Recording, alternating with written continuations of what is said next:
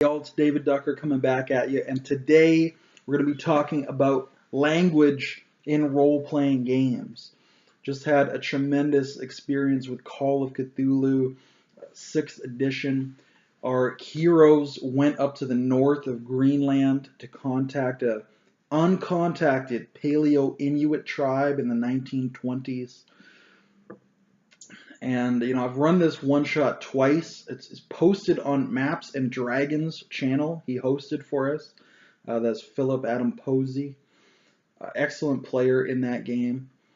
So in that particular instance, most of the characters spoke the Inuit language, so it was not a problem. No language barrier, very fun.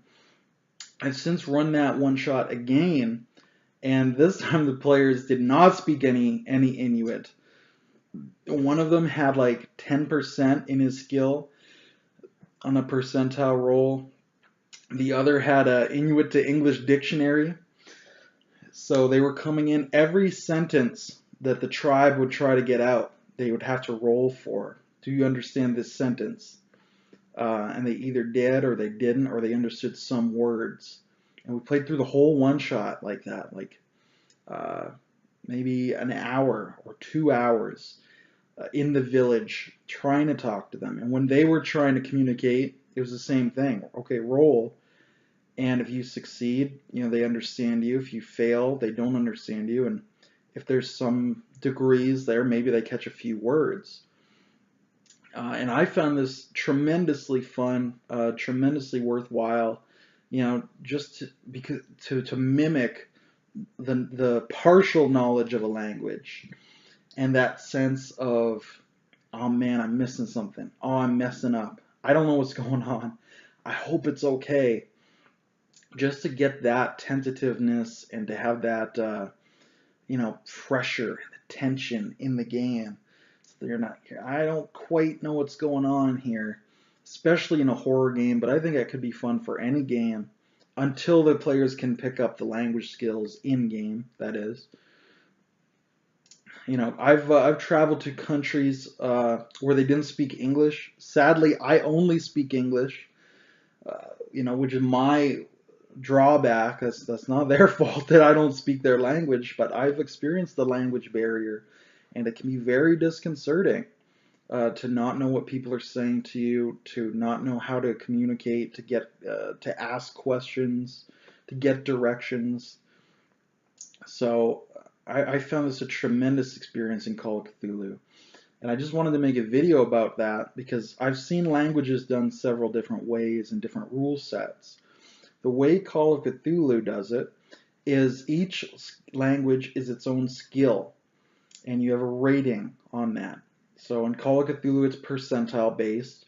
If it were D6 system, it would be dice coded. If it were Savage Worlds, it would probably be dice coded a different way. And that allows you to sometimes succeed and sometimes fail, and sometimes maybe half and half. And I hadn't used language like that before, and it was so much fun. It added so much to the game, the mystery, the guessing, the wild mass guessing of the players was just tremendous. The way I've seen it done before, where I've used it before, or other GMs have used it before, where you either knew a language or you didn't. And I didn't find that any fun. There was, it was so black and white. There was no wiggle room. There was no tension.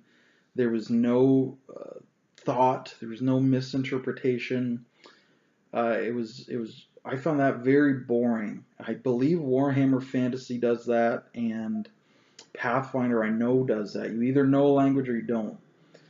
And I think if you're using that kind of system, you're really missing out. You're missing out on picking up key words. You're missing out on trying because you might succeed, maybe. And there's a big difference between something you can't do, so you don't try, versus something maybe you can do.